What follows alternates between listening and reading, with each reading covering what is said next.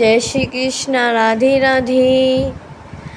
आज मैं आपको बताऊंगी मैया यशोदा और श्री कृष्ण के बारे में, जो आप जानेंगे जब माँ यशोदा ने बांध दिया भगवान को उखल बंधन लीला का दिव्य रहस्य बताऊंगी। इससे पहले आप वीडियो को पूरा देखें। आज हम जानेंगे एक ऐसी लीला जहाँ ईश्वर स्वयं अपनी माँ के प्रेम में बन जाते हैं।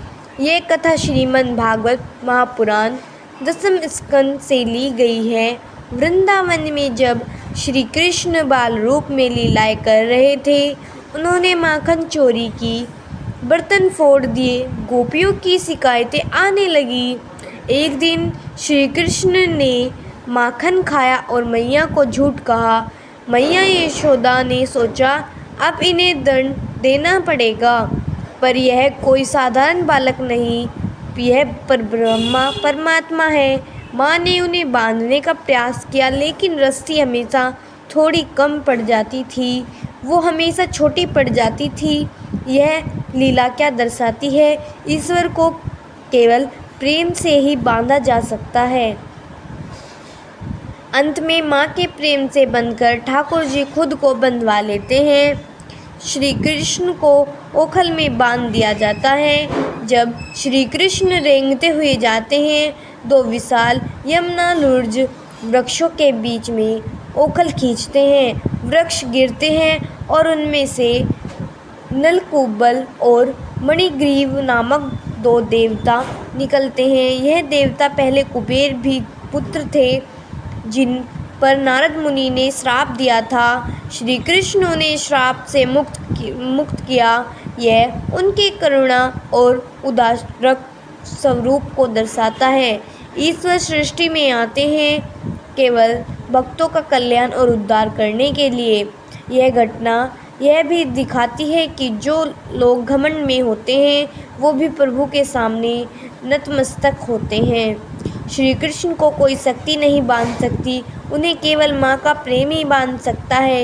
यह लीला श्री कृष्ण की है। सच्चा प्रेम स्वार्थ रहित होता है।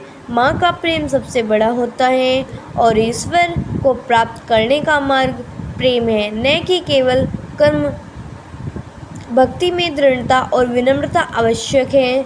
आइए हम सब भी प्रेम के इस बंधन को अपनाएं और लड्डू गोपाल जी को हृदय से जोड़ें।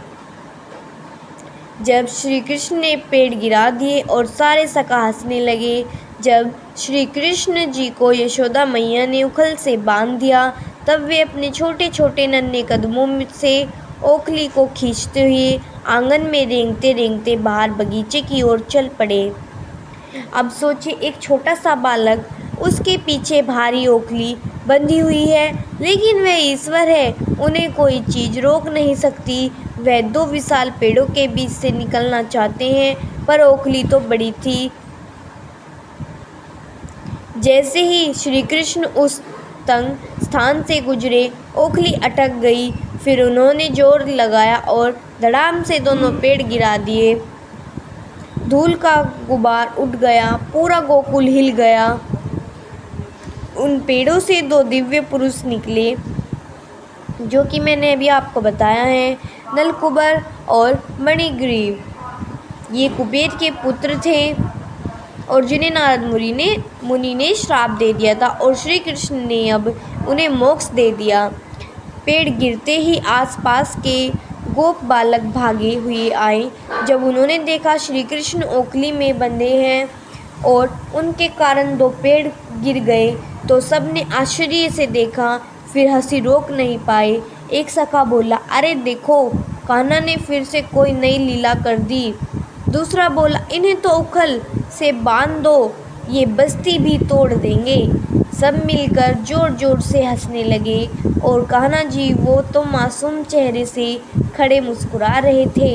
यह दृश्य सिर्फ हंसी का नहीं था, यह था बालपन की लीला का, ईश्वर की मासूमता और उनकी प्रेम की गहराई का।